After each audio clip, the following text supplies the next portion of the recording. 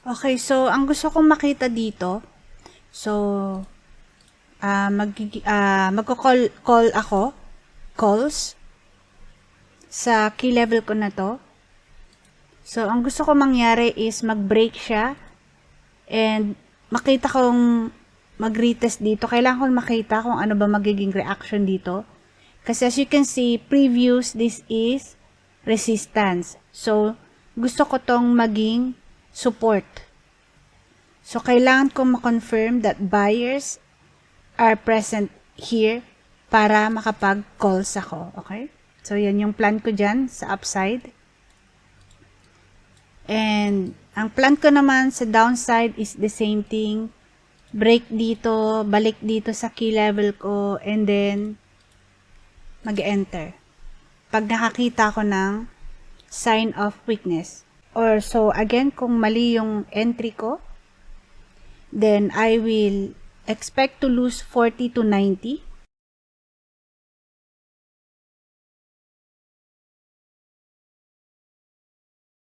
So, ano ba ang nangyari ngayon is, so kung babasahin natin, ang price action nito is bumagsak dito, and then tumaas. So, ano bang nangyari? Ibig sabihin, may something dito sa area na to. So, ano yung tinuturo ko is, maglagay tayo ng box dito. Ayan. So, instead of a line, mas magandang maglagay ng box. Okay, and then what do you do? Extend the box to the left and to your right. So, to the left to see previous action. Okay, so let me just put a alarm dito para kahit hindi ko nakikita, I'll be aware na tumaas na siya. Okay? And then, alarm here. So, alarm. Having an alarm is very important talaga. Alright, let's see. So, ayan. As you can see, nagkaroon tayo ng reaction dito. Ayan. And as well as dito. So, this is yesterday's. So, kung extend pa natin uli yan, makita mo, nagkaroon ng reaction dito. Reaction dito. Reaction dito. Reaction, reaction. And so on. Okay? So, ibig sabihin, valid talaga yung area na to. So, now, anong gagawin mo? Extend mo siya ng yan. And then, mag-aantay ka na mapunta dyan yung price and see how it reacts sa area na to. Okay? Kung magre-reverse ba siya, pabalik pataas, or magbe-break ba siya, pabagsak. Okay? So, again, hindi tayo nagpipredict, hindi tayo nanguhula. Nagre-react tayo sa magiging galaw ng price. Okay, again, sa taas naman, sa side, sa taas naman, anong nangyari? Tumaas, bumaba, tumaas. And then ngayon, pabagsak, pabalik dito, okay? So, nung tumaas dito, nagkaroon tayo ng reaction dito dahil nag-stop yung pag-akyat, okay? And may wick. So, mostly wicks ay sign of possible reversal. So, kung extend natin to check kung gaano ba ka-strong tong area na to, as you can see, kung extend natin dito siya sa previous, nag-react dito, di ba? Just going down to my area,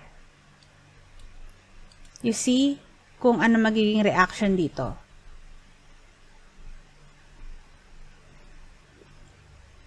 So, meron naman akong alarm dyan. So, it's fine. So, extend uli natin to. See, reaction, reaction. Dyan lang siya nag-i-stay. Again, dito, reaction, reaction. Reaction, reaction.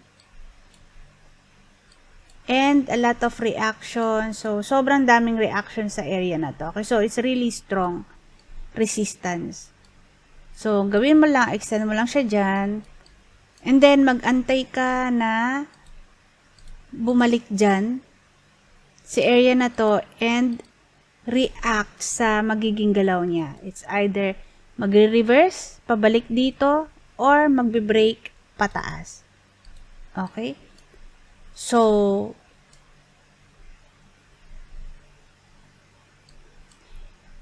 pwede ka rin maglagay dito. Let's say this is a reaction and then extend mo. As you can see, may reaction dito.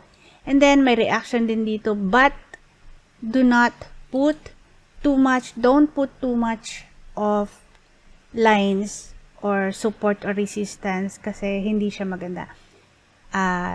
The best way to put resistance and support is get the highest and yung pinaka-lowest. Okay? Plot nyo yun, highest, and plot the lowest, and then see how it reacts from there. Anything that happens inside your resistance and your support is just noise.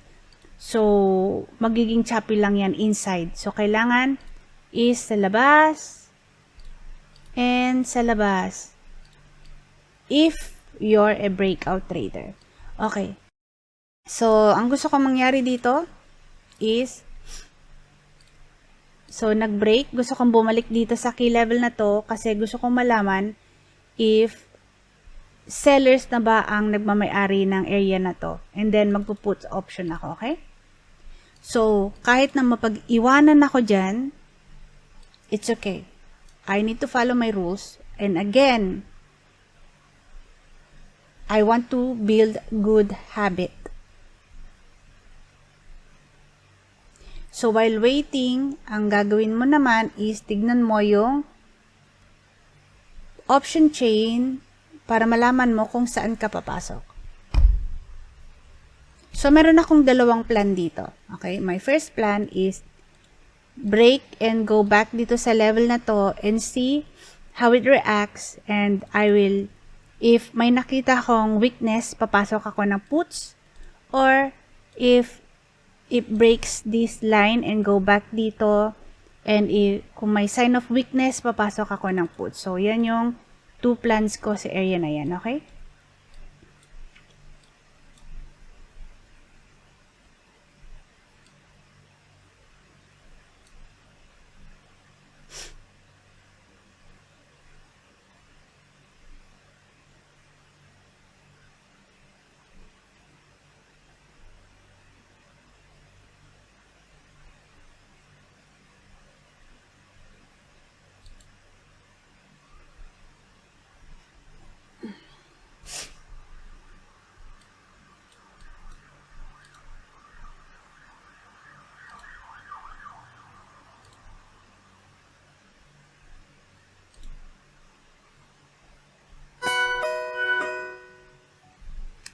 Okay, so it's approaching my line. Let's see what happened.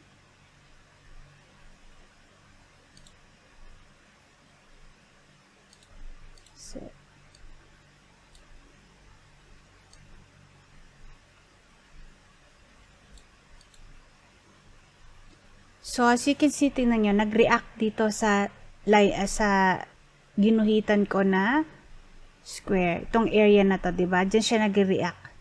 Okay? So, tanggalin ko na yan.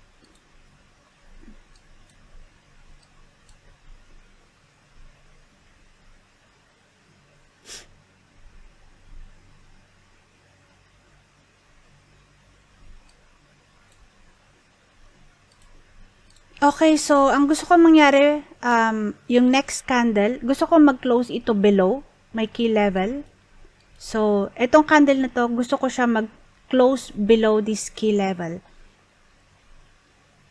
Kapag ito nag-close below, may blue level, then papasok ako ng puts. If not, then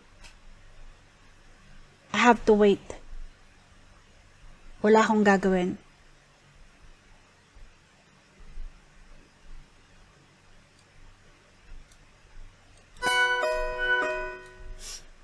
So yes, I want this to stay and close.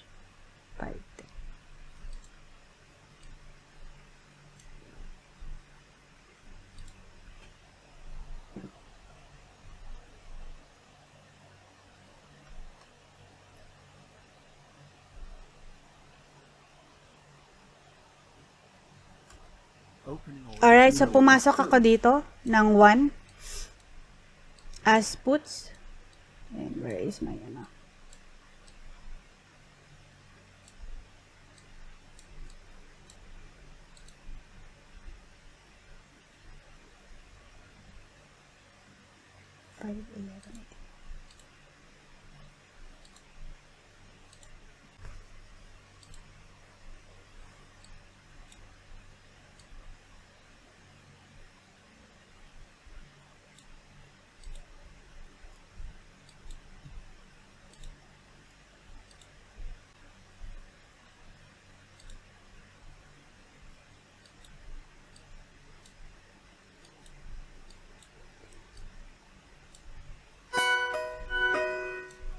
Okay, so nag-enter ako dito sa candle na to, and kung ma-stop ako dito,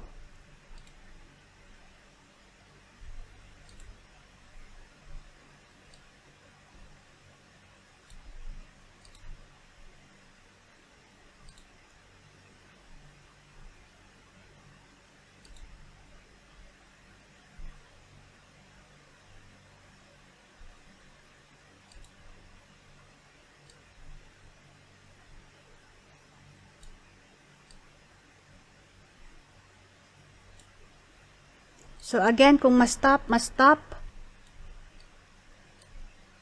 So for now, my plan is itong stop lang.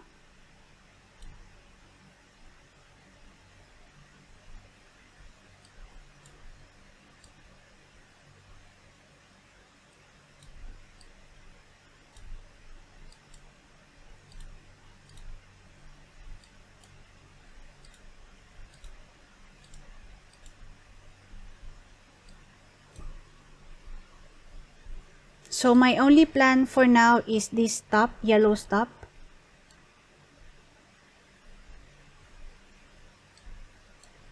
So wala akong ibang focus kundi dito sa stop ko.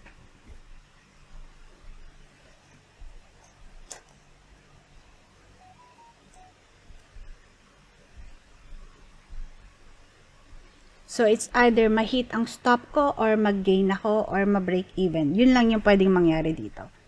Again, just follow plan. So, trust the process. Trust your strategy, trust your plan. Build good habit. And ano ba yung good habit? Is, i-follow mo yung plan mo. Kung dito ang stop mo, i-stop mo siya. Be expert sa pag-execute ng stop.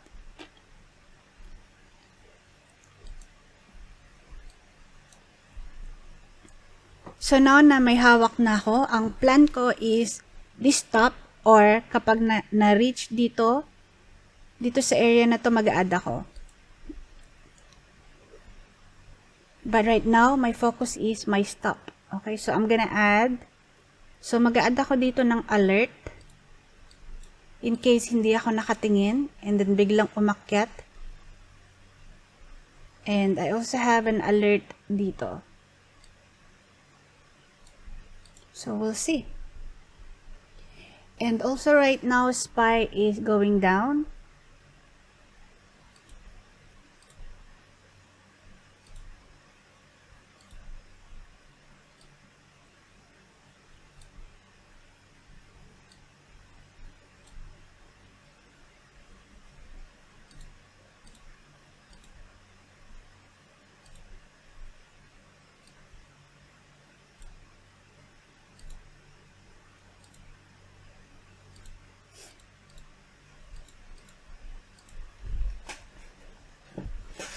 Let's see what happened.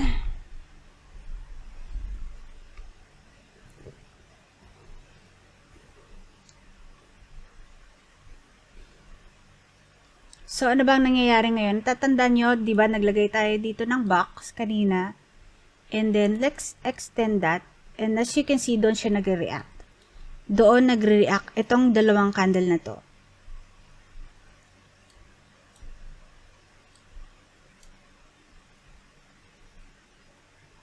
So, as long as we stayed below this, we're okay.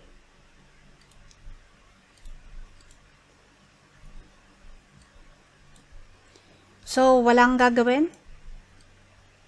Wala akong gagawin. Bakit? Kasi ito yung plan ko. My plan is this yellow line for now. Okay, dyan lang muna ako nakafocus. Hindi ako nakafocus sa TP. For now dito dahil malayo pa siya sa TP. But my TP is right here. First TP is here and my second TP is here. But hindi ako nakafocus dyan. Mas nakafocus ako sa stop. Okay? Kailangan mong paghandaan itong stop kesa sa TP. Isa yung way or paraan para mawala yung emotion mo pag nagtitrade ka. Kung mas stop, then I will lose 40 to 90.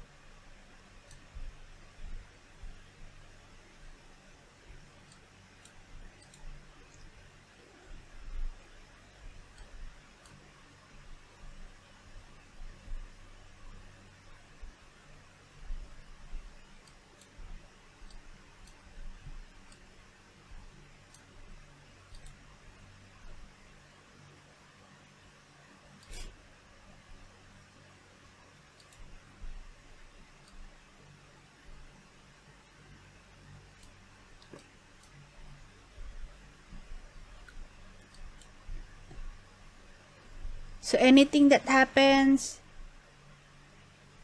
away from my level, wala akong gagawin. It's just actually pampagulo lang yan. Okay? It's just noise. So don't do anything.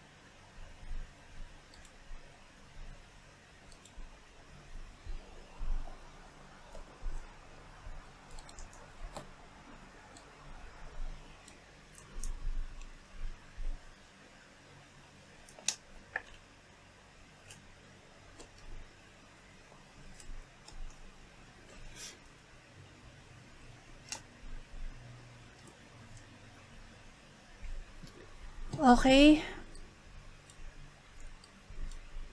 Okay, so tataasan ko na yung stop ko. My stop will be here.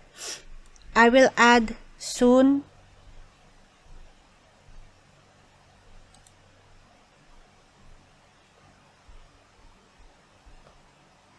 My news.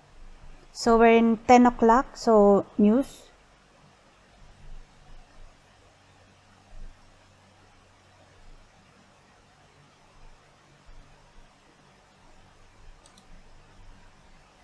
Opening order. Fill. Okay, so I have two position. 5, 10, 5, 10. Okay. I have two position. Now I'm here. My stop is here. So I added here. And we'll see what happened. So my stop is here.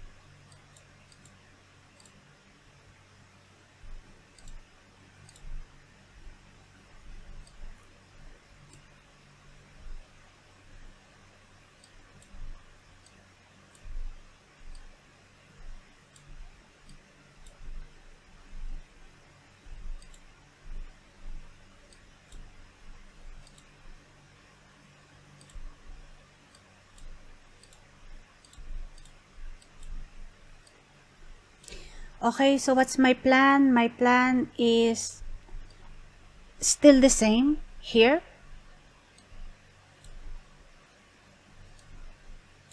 My plan is still the same. My stop is here.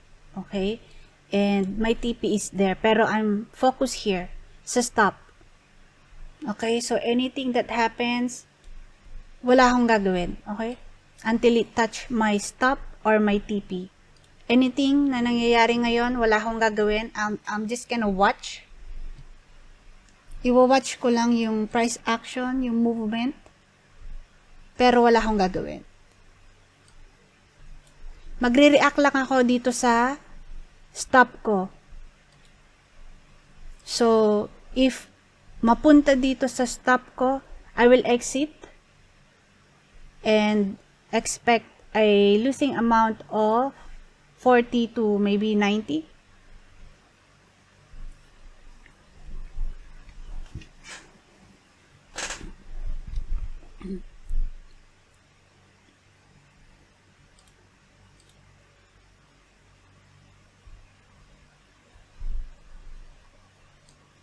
Okay, so average price.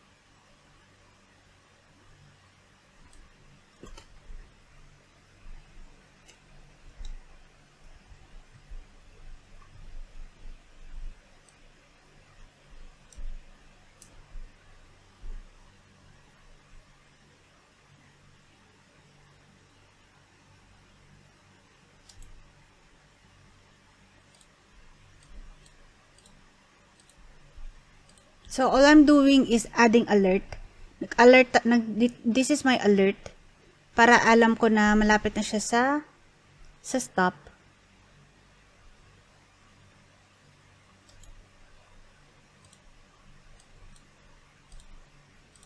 Yan. Puro sa stop ako may alert. And let me put an alert as well dito sa TP.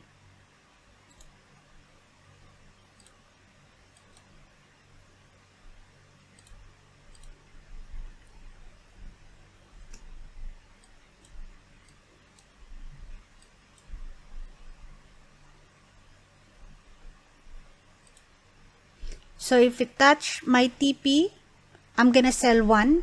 I'm gonna exit one. Just one.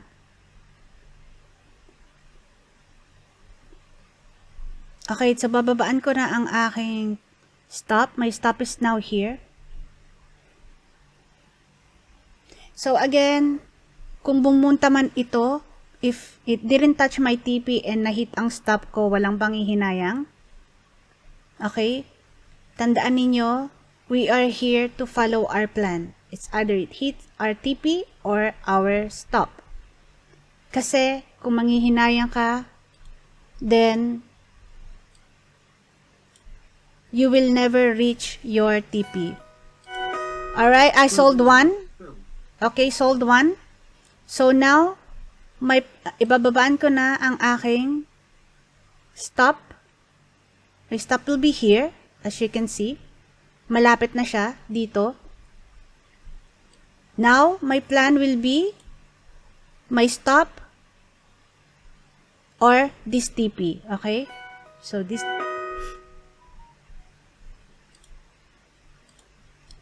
TP is done.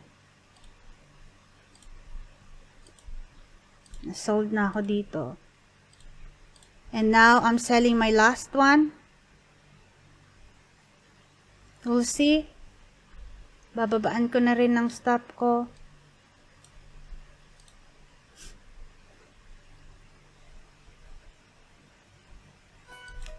And sold. That's it. Sold, sold, sold. Okay, all done. So, for today, ayan. Wala na, zero position na ako as you can see. And for this trade, I have gained an amount of $98. O, diba? So, following your rules is very important. So, first of all, kailangan i-check muna na zero position na just to make sure na wala ka ng position.